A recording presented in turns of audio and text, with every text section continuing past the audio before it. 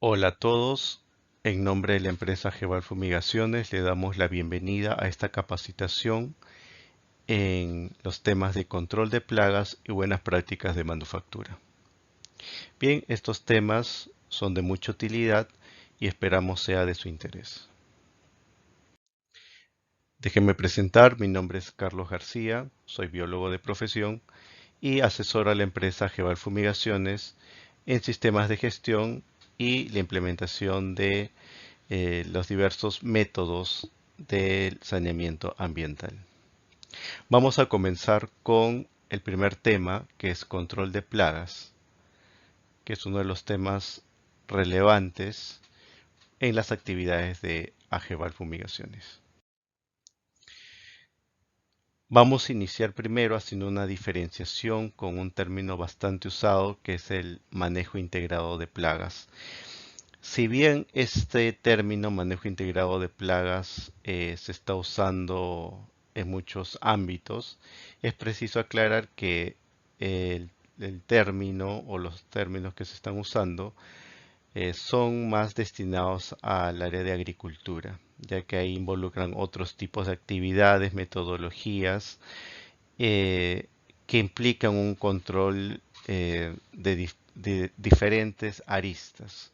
Bien, en cambio, en saneamiento ambiental, este manejo integrado de plagas lo vamos a llamar como control de plagas directamente. Bien, vamos a iniciar con el primer punto que es necesario conocer. Primero es saber qué es una plaga, porque no todo lo que se nos presenta vamos a llamarle plaga.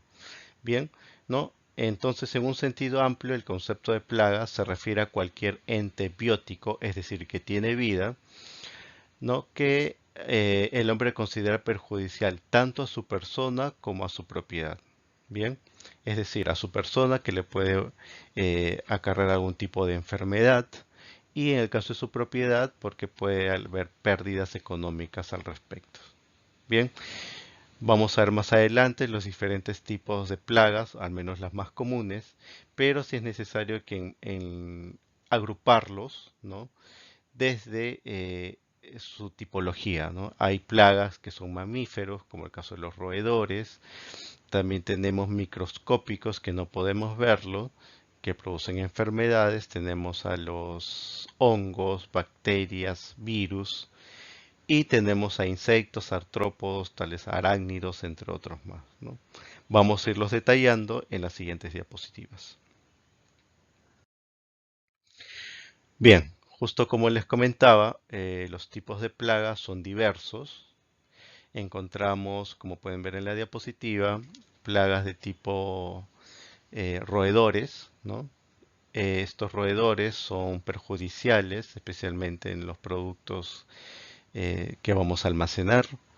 También las palomas. Sé que muchos consideran a las palomas como un animal doméstico, sí, hasta cierto grado, pero se convierten en plagas, especialmente a empresas que trabajan con granos de alimentos. Tenemos también insectos que nos pueden picar, pueden ocasionar algún tipo de reacción, pueden transmitir tipos de enfermedades, en el caso de arácnidos principalmente. Entonces es necesario conocer cada una de sus características principales para poder combatirlas. El trabajo en control de plagas es un trabajo arduo que necesita tiempo y lo que se busca justamente es minimizar. Difícilmente podemos hablar de un término de eliminación porque hay toda una metodología para hacer estos controles. Entonces es necesario partir desde el conocimiento de los tipos de plagas para ir viendo qué metodologías son necesarios utilizar y justamente se pueda lograr la eliminación y control de los mismos. Vamos a iniciar con las plagas más comunes. En este caso son las cucarachas. En la naturaleza tenemos diversos tipos de cucarachas, varios tipos de cucarachas, pero las más comunes reportadas en lo que es saneamiento ambiental son de dos tipos. Tenemos a la cucaracha alemana cuyo nombre científico es Blatella germanica, y por otro lado tenemos a la cucaracha americana o Periplaneta americana, su nombre científico. Ambas cucarachas tienen características comunes, pero se van a diferenciar por ciertas características que vamos a ir nombrando. En ambos casos, las cucarachas se alimentan de restos orgánicos y allí no hay una diferencia entre alimentos buenos o putrefactos. En ambos casos se alimentan de lo mismo, no hacen mucha diferencia. Por otro lado, también constituye una molestia evidente, especialmente cuando uno va a algún lugar donde vendan o expendan alimentos. No es nada agradable, pero una cucaracha caminando encima de estos, ¿no? Además, justamente que es un potencial agente transmisor de enfermedades. Y son diversos tipos de enfermedades que nos pueden justamente transmitir a través de los alimentos. Bien, por un lado tenemos a la cucaracha alemana, cuya característica principal, aparte del tamaño, porque justamente la cucaracha alemana es mucho más pequeña que la cucaracha americana. Bien, pero la característica de esta cucaracha alemana es que lleva la ooteca fija al abdomen. ¿Qué significa ooteca? La ooteca es un saco de huevos, ¿no? De los huevecillos de las cucarachas, que se mantiene justamente adherido al abdomen de la madre, justamente para poder ser transportadas. Es diferente en las cucarachas americanas. Ellas no llevan en la boteca en el abdomen, más bien lo dejan en sus madrigueras o en diferentes lugares para que puedan eclosionar. Bien.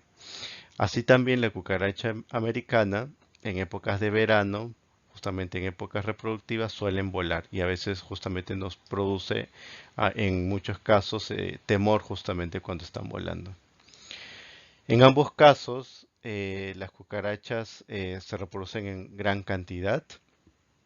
Sus ootecas, lo que llamamos el saco de huevos, es bastante resistente a plaguicidas y es común justamente que cuando hacen un tratamiento, ¿no?, especial para cucarachas, a los 15 días puedes tener nuevamente cucarachas. ¿Por qué? Porque te encargaste de eliminar a los estadios adultos, pero las zootecas son resistentes a los insecticidas. Entonces pasa el efecto del insecticida y nuevamente las cucarachas vuelven a eclosionar y a propagarse nuevamente. Bien, seguimos. Justamente acá tenemos el ciclo de vida de las cucarachas. Vamos a iniciar por este lado con la zooteca, justamente haciendo hincapié que son resistentes a pesticidas, insecticidas, como deseen llamarlo. Estos sacos tienen huevecillos dentro, no es que esto sea un huevo, sino son un saco lleno de huevecillos. Ya hay diferentes cantidades entre lo que es las cucarachas americanas y las alemanas. Bien, más o menos en un transcurso de 6 a 7 semanas, que esto es variable dependiendo de la temperatura que nos encontremos, justamente las ootecas dentro de los huevos justamente van a eclosionar y van a dar estadios. Estos estadios se van a llamar estadios ninfales. Cada uno de estas pequeñas cucarachas se les llaman ninfas, por eso son estadios ninfales, ¿no? Hablamos de unos 6 estadios, es decir, que la cucaracha comienza a mudar constantemente hasta convertirse en un adulto. Bien, más o menos entre 8 a 13 meses van a estar en esos, eh, digamos, en esos estadios hasta convertirse en un individuo adulto. Ya, entonces una vez que están en estadio adultos van a producir nuevamente otecas y se va a repetir nuevamente el ciclo. Bien, entonces es necesario también conocer el ciclo de vida y que justamente este ciclo de vida se va a cortar cuando hay altas temperaturas. Ya es parte común en lo que es las plagas tipo insectos, que el calor, la temperatura va a cortar justamente los ciclos que tiene su reproducción, ¿no? Entonces vamos a tener mayor cantidad de estadios adultos porque estos estadios van a cortarse. Bien, seguimos. Vamos ahora con eh, Otra plaga muy común son la mosca doméstica. La mosca doméstica es uno de los insectos más eh, cosmopolita, es decir, que lo encontramos en todas partes, en todos los ambientes, en casas, restaurantes, industrias, en todos lados. Está más que decir de que las moscas transmiten enfermedades, ¿no? Una de las características principales es que se alimenta en sustancias orgánicas y tiene mucha predilección por lo que son alimentos azucarados o que están en procesos de descomposición, porque estos olores que se producen son muy atractivos para las moscas, ¿no? Ahora, eh, justamente el estadio adulto vive 15 días, pero en esos 15 días ya un adulto pudo producir una gran cantidad de huevos, hablamos más de 500 huevos, que se van a convertir en moscas adultas. Bien, sus estadios son unas pequeñas larvas blanquecinas, que lo vamos a ver más adelante. Y es necesario también conocer que en el caso de las moscas hay otros tipos de moscas justamente que las podemos encontrar también dentro de los servicios. Un ejemplo de ellos es la mosca verde, cuyo nombre científico es Lucilia sericata. Las características son muy similares a la mosca doméstica, solamente que la coloración es diferente, son un tamaño un poco más grande, pero sí tiene mucha predilección por la carne descompuesta. ¿Bien? Entonces, la aparición de moscas así estas verdes, tenemos que relacionarlo mucho con, em, digamos, con procesos cárnicos en descomposición, que justamente es la predilección de este tipo de moscas. Eso no quita que la mosca doméstica también esté presente, pero es una característica que se le da. Seguimos también con la mosca doméstica. En general, todo tipo de mosca tiene sus estadios, su ciclo de vida. Y en el caso de la mosca doméstica, sí va a haber una metamorfosis completa, es decir, que pasa estadios cuyos individuos son muy diferentes al adulto, ¿no? Vamos a encontrar larvas en diferentes estadios, un estadio de pupa y finalmente un adulto. Bien, el adulto cuando coloca sus huevos, sus huevecillos, ¿no? Más o menos entre 12 a 24 horas van a eclosionar. Una vez que eclosionan los huevecillos, se transforman en larvas o van a salir las larvas, que van a estar más o menos cambiando o van a ir creciendo para convertirse finalmente en pupa. Este tiempo va a ser más o menos de 3 a 24 días y allí quedan en un estadio de pupa, es decir, como unas estructuras rígidas. Sin embargo, la mosca se está formando dentro. Bien, estas pupas de 4 o 5 días van a eclosionar y va a salir justamente la mosca adulta. Bien, la mosca adulta normalmente puede poner entre 500 a 2000 huevos, es bastante, va a depender también muchas características, que entre esos está la temperatura, el tipo de moscas también, pero más o menos ese es el rango que se está manejando. Bien, como les decía, una mosca no vive más de 15 días, eh, pero en algunos casos puede vivir hasta un poco más. Por ahí se reportan 70 días, pero en general son 15 días, no vive más. Bien, ahora, como pueden acá en la foto, tenemos las larvas de las moscas. Eso lo vamos a encontrar, es muy común encontrarlo en los basureros.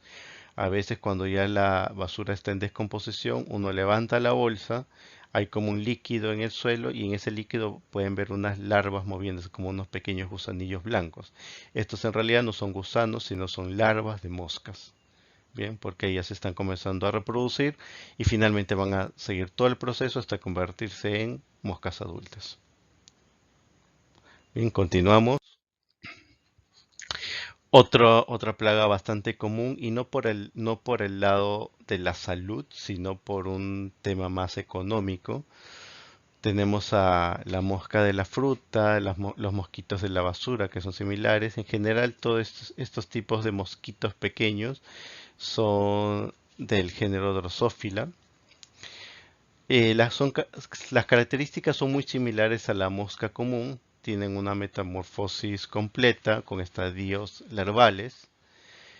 Y justamente estos tiempos van a variar también de acuerdo a la temperatura.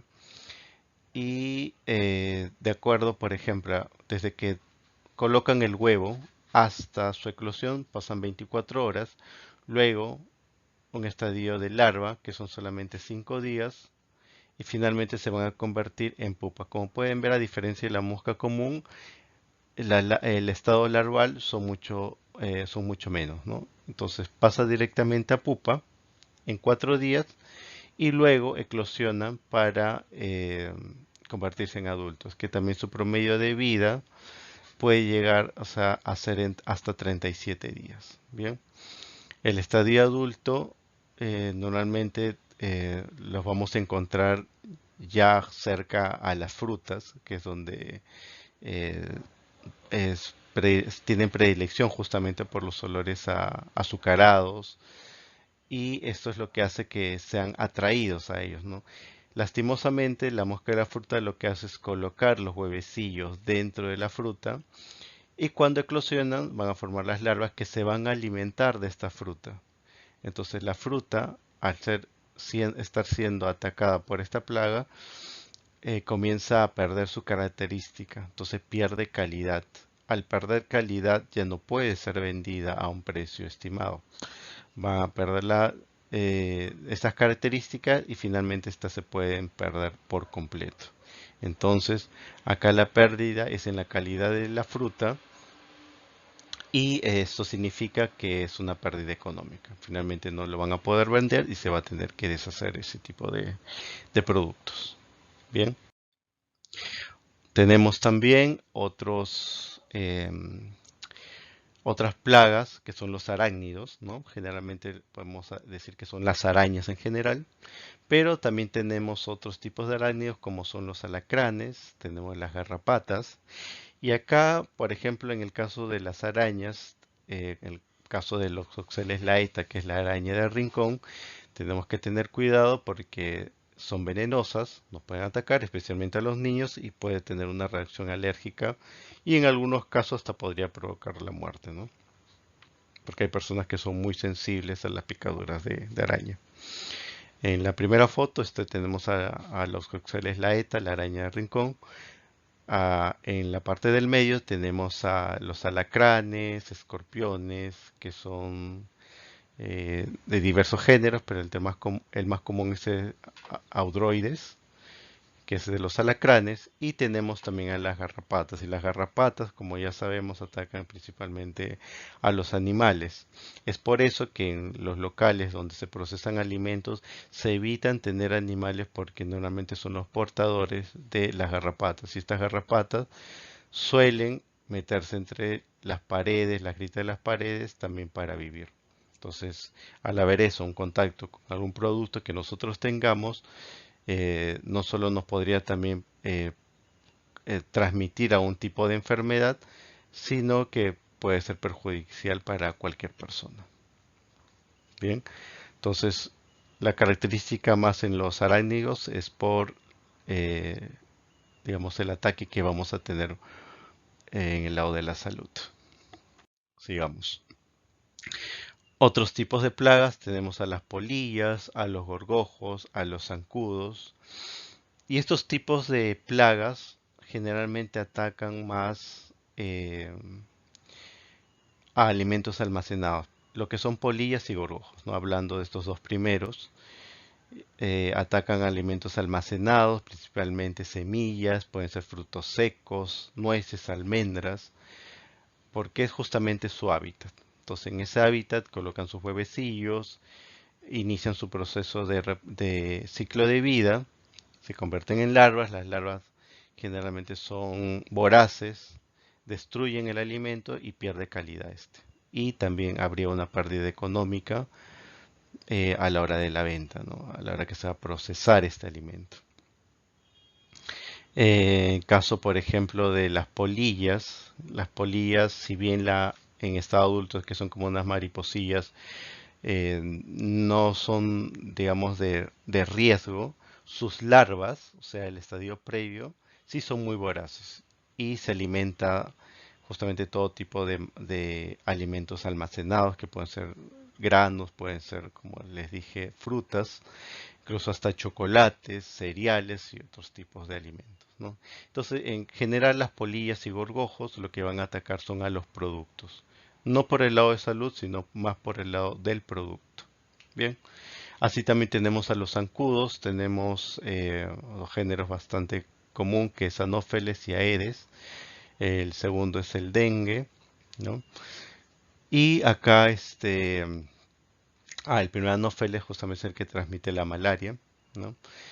Y lo que van a justamente a controlar, ¿no? Lo que se busca controlar en los zancudos son sus estadios, porque una de las características generales de los zancudos es que los estadios larvales, incluso de pupa, son acuáticos. Es por eso que cuando hay algunos programas por parte del Estado para controlar los zancudos, siempre indican eliminar depósitos de agua, pozas, mantenerlos cerrados. ¿Por qué? Porque los zancudos en épocas de verano colocan los huevecillos en el agua y estos eclosionan ahí porque ese es su lugar de desarrollo, ¿no? Cuando cortamos el agua, justamente cortamos su ciclo de vida y no podemos tener estadios adultos. Es una forma de controlar preventivamente también la propagación de zancudos. Ya cuando no hay un control, eh,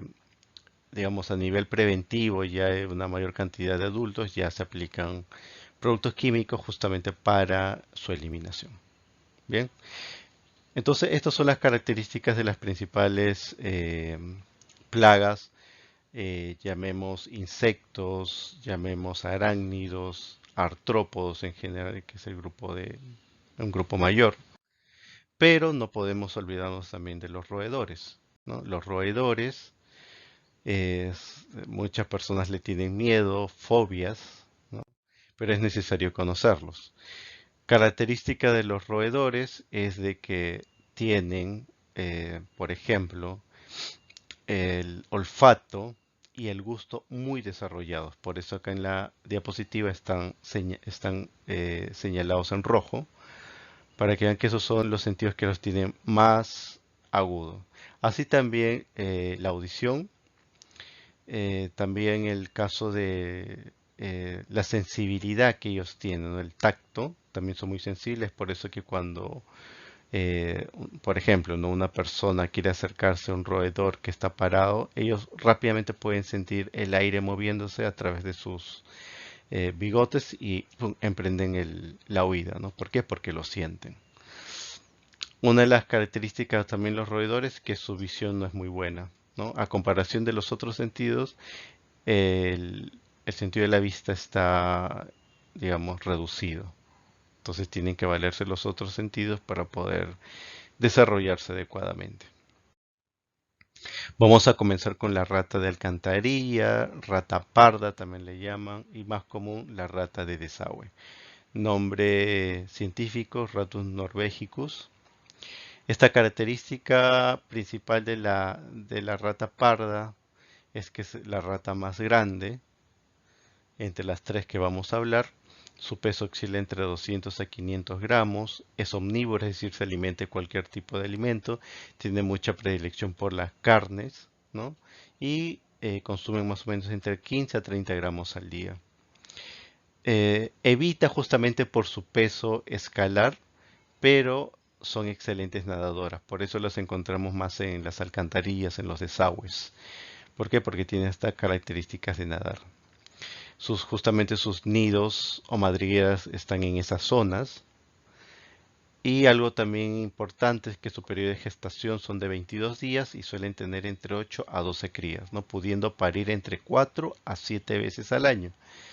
Entonces, si multiplicamos eso por la cantidad de roedores que existen, ya se pueden imaginar la cantidad que vamos a tener en un determinado lugar.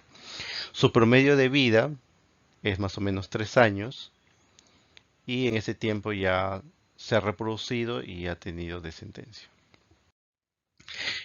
El otro tipo de rata es la rata negra, la rata techera, ¿no? Este tipo de rata, rata de tejado también le llaman, nombre científico Ratus ratus.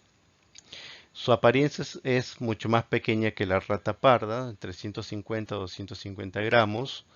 Es omnívoro, también tiene predilección por cualquier tipo de alimentos, pero le gustan mucho las frutas, nueces, granos, vegetales. Ahí es donde uno más o menos debe conocer qué colocar también en sus trampas, ¿no? Cuando van a hacer las aplicaciones de su control. Bien, es muy ágil, le gusta escalar, a diferencia de la parda que le gusta estar en los desagües, a este prefiere estar en zonas altas, tiene mucha facilidad para escalar y sus madrigueras siempre están en lugares altos. Ya, no nadan, pero si tienen que hacerlo, lo hacen, ¿no? Eso no hace la diferencia. Y el periodo de gestación bastante similar a la parda, 22 días, entre 8 a 12 crías, ¿no? Y van a parir entre 4 a 6 veces al año. Su promedio de vida es un poco menos que la parda, que es 2 años y medio, incluso puede ser menos. Seguimos. Ahora tenemos el ratón doméstico, o también acá le llamamos pericotes, bueno, son nombres comunes. Su nombre científico es Musculus y em, acá vamos a tener características que son pequeños, delgados. Estas características hacen que puedan pasar a través de rendijas bastante delgadas. Es omnívoro, le gusta todo tipo de alimentos, pero tiene mucha predilección por los cereales, ¿no? Pudiendo consumir hasta 3 gramos al día. No, su hábito alimenticio hace que roan todo tipo de alimentos, es decir, que comiencen a mordisquearlo y es a veces una de las características que usamos para poder identificar dónde está, eh, digamos, dónde se está alimentando, dónde están sus madrigueras. ¿Por qué? Porque podemos justamente identificar esas mordidas. También son buenos escaladores, no tanto en el caso de caer en agua, porque eso sí no nadan, no nadan en realidad, no nadan muy bien. Su gestación son de 19 días, entre 5 a 8 crías y pueden parir hasta 8 veces al año. Su promedio de vida es bastante corto, es de un año, y ya el caso este tipo de roedores eh, justamente se reproducen en mayor cantidad. Bien, ahí podemos ver un pan roído, se puede ver ahí las marcas de los dientes, ¿no? Justamente porque eh, el ratón doméstico le gusta roer especialmente alimentos secos, cereales, ¿no? Es su predilección. En general, todos los roedores tienen que ser combatidos.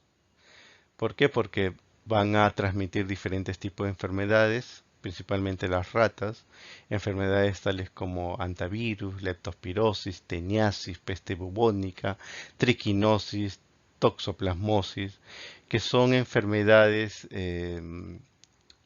justamente que transmiten microorganismos, microbios, que nos van a producir este tipo de enfermedades con diferentes sintomatologías, fiebres, diarreas, desmayos, etcétera, ¿no? Entonces, acá lo que tenemos que cuidar con los roedores es justamente la transmisión de enfermedades que se transmiten normalmente a través de sus heces, ¿no? A veces respiramos los virus que pueden estar transmitiendo, que están en el aire, ¿ya? Y digamos, estos microorganismos que transportan los roedores son normalmente absorbidos por las vías aéreas y se van almacenando en nuestros pulmones. Entonces hay que tener mucho cuidado con eso. La salud, en caso de los roedores, es de bastante cuidado. Entonces, los clientes tienen que tener un control de roedores para poder evitar estos tipos de enfermedades y que se transmitan especialmente por alimentos. Como al inicio les estaba explicando, también las palomas se convierten en plagas cuando tenemos bastante cantidad. Especialmente atacan a zonas donde hay almacenes de granos. Adicionalmente, transportan ácaros entre sus plumas que contamina también a los productos donde se están alimentando. Sus excretas contienen hongos y otros microorganismos que generalmente afectan nuestro sistema respiratorio. Entonces también tenemos que hacer un control de las palomas para evitar tanto pérdidas económicas como la calidad de los granos, así como las enfermedades que se puedan transmitir.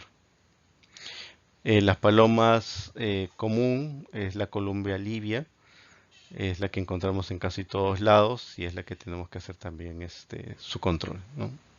Sigamos. Entonces, ya conociendo un poco de lo que son las plagas, sus principales características, dónde viven, de qué se alimentan, sus ciclos de vida, es necesario saber o concentrarnos justamente en los métodos que previenen a las plagas, ¿no? Una de las primeras características que debemos conocer es la limpieza. La limpieza es fundamental. Lugar que no está limpio es un lugar que contiene, puede haber restos orgánicos, puede haber aglomeración de basura que sirven como refugio de plagas, ¿no? Entonces, la limpieza es un punto principal que debemos enfocar al cliente, indicar. Se puede hacer todo tipo de control de plagas, pero si su lugar está sucio, no sirve de nada. Bien, otro también es la eliminación de las pérdidas de agua, aguas estancadas, justamente por el caso de los zancudos. Y y en algunos casos también el agua se puede contaminar y se puedan propagar microorganismos perjudiciales para la salud. El sellado, es decir, la exclusión de grietas que hay debajo de las puertas, en las paredes. ¿Por qué? Porque por ello ingresan lo que son los roedores, los insectos. Entonces, evitando esto, hacemos un control preventivo del ingreso de plagas.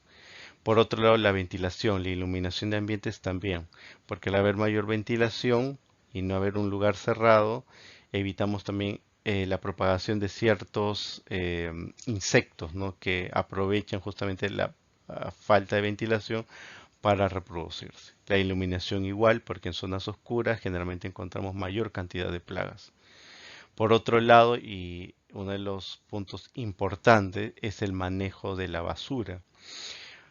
Esto es un hincapié para todos aquellos clientes que hacen servicios en determinadas zonas, pero si uno va a su lugar donde almacenan sus residuos sólidos, donde están disponiéndolos y está inadecuadamente colocado, es el foco principal para la propagación de plagas, especialmente insectos roedores también. Entonces de nada sirve hacer un control en otras áreas cuando la zona de basura, que es el punto principal, no esté controlado. Bien, vamos a pasar al otro punto que son las buenas prácticas de manufactura. Y acá es necesario conocer lo que es algunas definiciones importantes. Uno es la inocuidad. La inocuidad significa que está exento de riesgo para la salud humana, es decir, que no causa daño a la salud. Y acá justamente hacemos énfasis porque hablábamos de ciertas plagas que van a justamente causarnos daño a la salud a través de propagar microorganismos que nos van a causar daño. Esto puede ser a través de alimentos, de contacto o por haber respirado estos microorganismos. Bien, entonces la inocuidad justamente lo que tiene que ver es con eh, evitar el riesgo para la salud humana. Bien, por otro lado, tenemos las ETAs, ¿no? Que significa las enfermedades de transmisión alimentaria. Y es justamente uno de los puntos que vamos a ver con empresas que procesan alimentos, que muchas de estas enfermedades se van justamente a propagar por los alimentos, ¿no? Otra característica es el peligro, ¿no? Que es un agente biológico, químico, físico en los alimentos o bebidas o en condiciones de que estos puedan causar efectos adversos a la salud.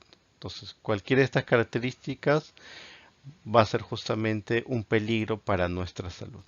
Por otro lado, las plagas que ya habíamos hablado en mayor extensión, cualquier ente biológico que puede contaminar directamente o indirectamente a nosotros o a través de los alimentos. La calidad sanitaria, ¿no? Conjunto de requisitos microbiológicos, físico-químicos y organolépticos, ¿no? Que deben reunir un alimento para ser considerado inocuo, ¿no? Y inocuo para su consumo. Entonces, uno debe enfocarse que las acciones sanitarias que se vaya a dar en un determinado lugar justamente busquen que se cumplan con estos requisitos de inocuidad. Por otro lado, tenemos la desinfección, que es la reducción de número de microorganismos a un nivel que no da lugar a la contaminación, ¿no? A través de agentes químicos o métodos físicos.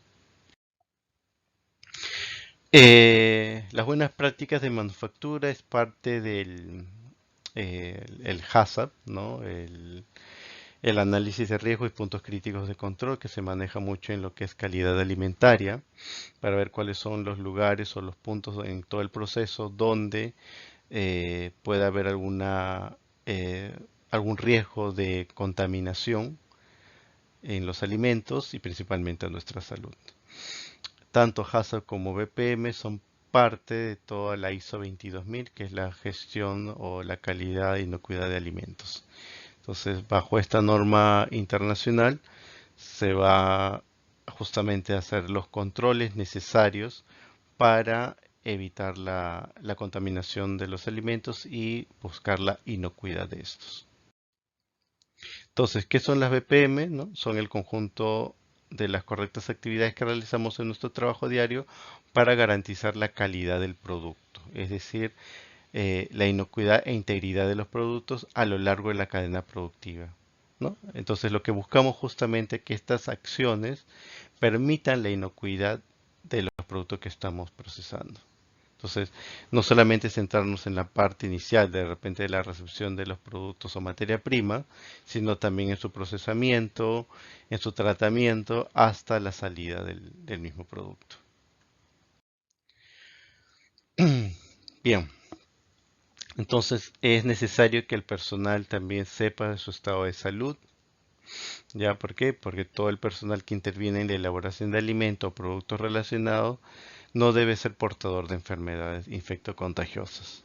Imagínense una persona que está preparando, vamos a imaginarnos una panadería, están procesando la masa y la persona está con un problema de resfriado. Todo el momento está tosiendo encima de la masa. Entonces acá ya estamos comenzando a contaminar nuestro producto. Entonces eso no es dable, eso no se puede dar. Una persona que trabaja en alimentos debe tener mucho cuidado con su estado de salud y por eso generalmente se pide un carnet sanitario con cierta frecuencia para saber de que la persona está en buenas condiciones, haber chequeos preventivos, saber o conocer justamente las acciones de desinfección de manos, protección, el uso de EPPs. Entonces, todo ello es necesario, ¿no? Entonces, también es necesario, ¿no? Que todo el personal debe informar a los jefes cuando justamente se producen estos tipos de sintomatologías, que pueden ser infecciones cutáneas, llagas, diarreas, náuseas, porque esto justamente nos ayuda a conocer que esta persona es portador de algún ente patógeno, es decir, generador de enfermedades. Entonces, cuando un personal está enfermo, no debe manipular alimentos o productos alimenticios. Bien, así también las manos no deben presentar cortes ni ulceraciones, porque generalmente en esas zonas hay actividad de los microorganismos y estos pueden pasar a los alimentos si uno está manipulándolos con estas características en las manos. El aseo es muy importante, todo personal de planta debe presentarse completamente aseado y es normal en todas las empresas que fabrican alimentos que previo al ingreso a la planta, por ejemplo, tienen que pasar un aseo general, ¿no? Para evitar justamente entrar con algún tipo de microorganismo que pueda ser perjudicial a la salud. Las uñas deben mantenerse cortas, limpias y sin esmaltes para justamente poder desinfectar con mayor facilidad. No, el aseo, el lavado de manos es, debe ser con bastante frecuencia. El lavado debe ser con agua y jabón, desinfectantes también. Y lavarse las manos, ¿no? Saliendo saliendo de los servicios higiénicos y cuando se haya manipulado cualquier tipo eh, de utensilio o material que estaba contaminado. Es necesario lavarse con agua y jabón y desinfectarse. Y especialmente porque si vamos a tomar alimentos con ellos, ya estamos con las manos contaminadas.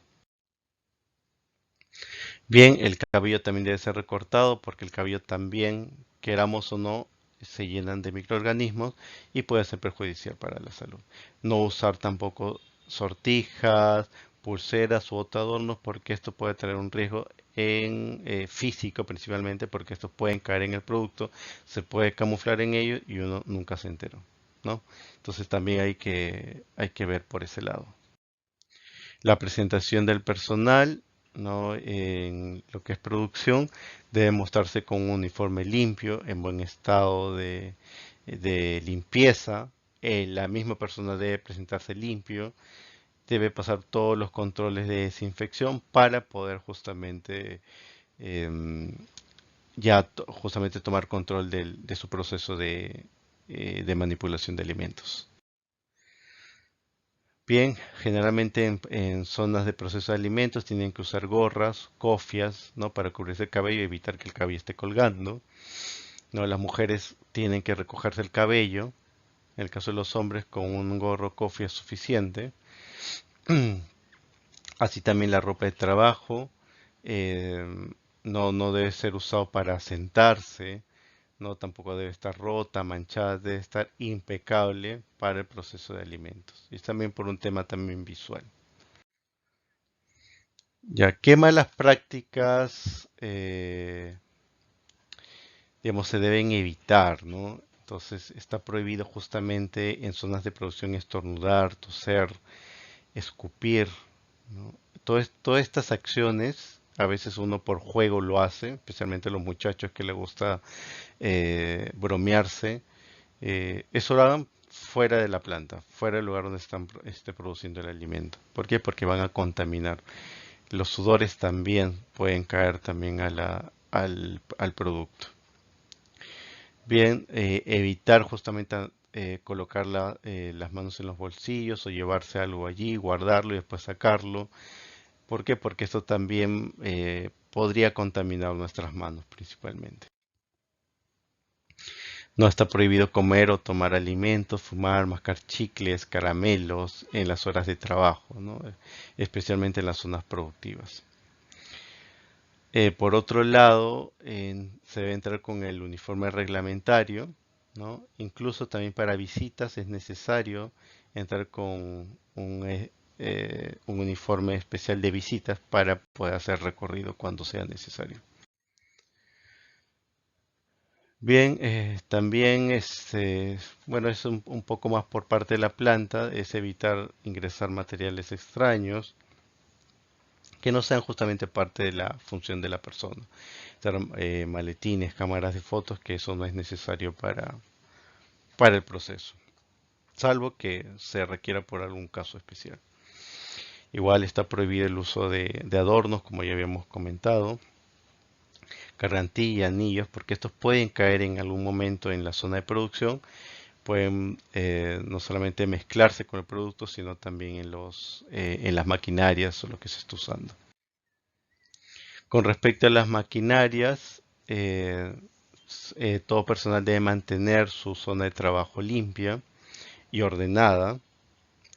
Todos los días debe limpiarlo antes y después de su uso.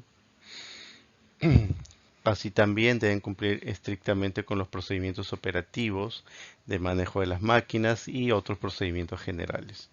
Acá hay un tema de capacitación justamente para el cuidado de las maquinarias también.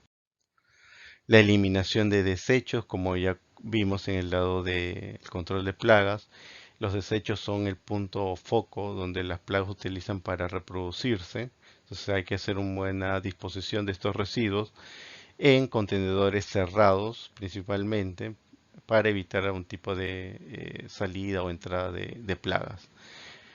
Bien, no se debe arrojar tampoco sólidos ni líquidos al piso porque fomentan justamente la suciedad y lo que uno debe buscar justamente en lo que es buenas prácticas de manufactura es la limpieza.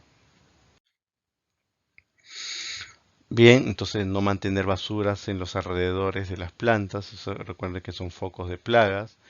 Las paredes, veredas, techos deben mantenerse limpios, ¿no? Especialmente dentro de las instalaciones donde se está procesando el alimento.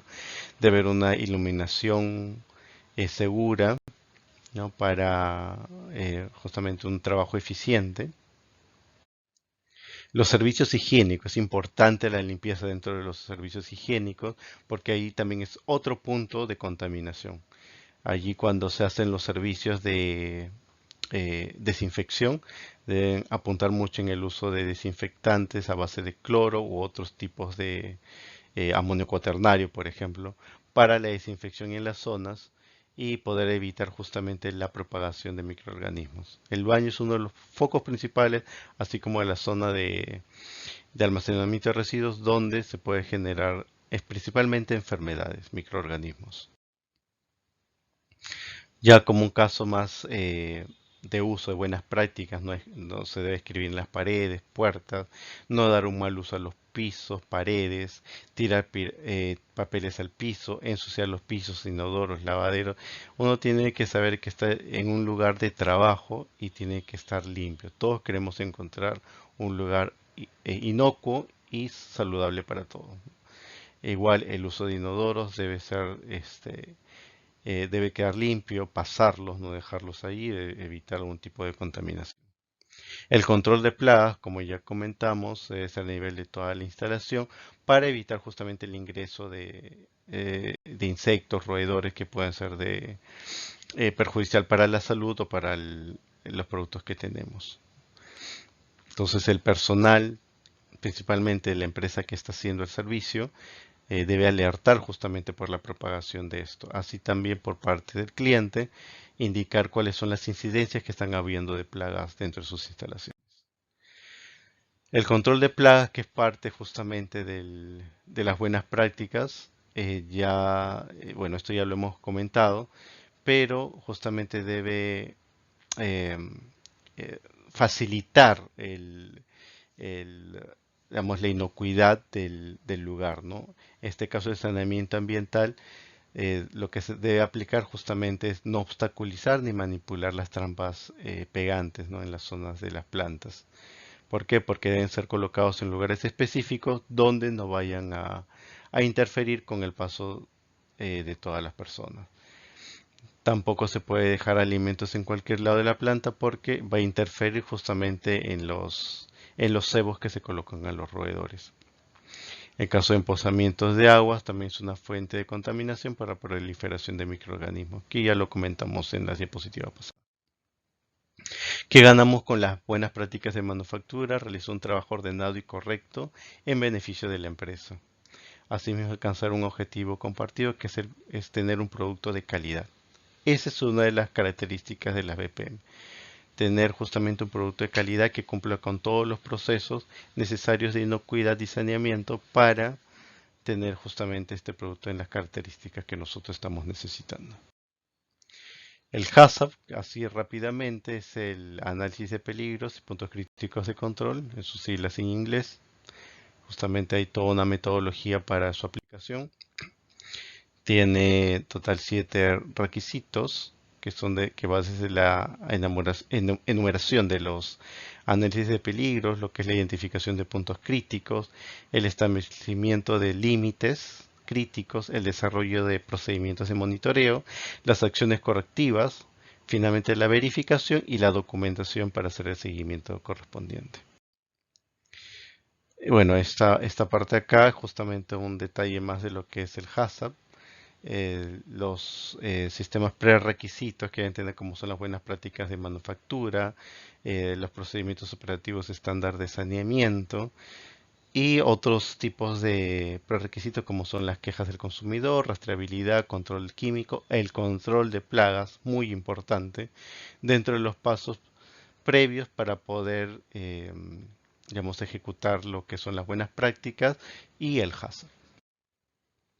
La ISO de 22000 es justamente la gestión de inocuidad de alimentos y va a dar ciertos requisitos para la implementación de este sistema que busca la inocuidad de los alimentos, ¿no? Con fin justamente de lograr una armonización internacional que permita la mejora de la seguridad alimentaria.